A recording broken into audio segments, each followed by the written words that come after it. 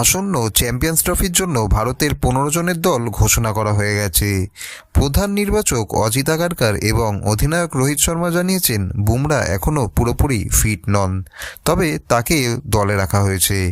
দলটি ব্যাটিং বোলিংয়ে ব্যালেন্স বজায় রেখেই তৈরি করা হয়েছে। রোহিত শর্মা এবং শুভমান গিল ওপেন করবেন। 3 নম্বরে থাকবেন বিরাট কোহলি, যিনি দলের অন্যতম ভরসা।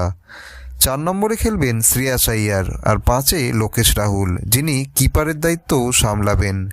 অলরাউন্ডার হার্দিক পান্ডিয়া, অক্ষর প্যাটেল এবং ওয়াশিংটন সুন্দর 6, 7 ও 8 নম্বরে থাকবেন। এরা ব্যাটিং ও বোলিং দুবিভাগেই খুবই গুরুত্বপূর্ণ। 3 জন বিশেষজ্ঞ বোলার হিসেবে থাকবেন দলে বুমরা, শামি ও কুলদীপ যাদব। এই হলো ভারতের সম্ভাব্য একাদশ। চ্যাম্পিয়ন্স ট্রফিতে এবার এই দল কেমন পারফরমেন্স করে সেটা দেখার অপেক্ষাই রয়েছে এবার পুরো দেশবাসীর।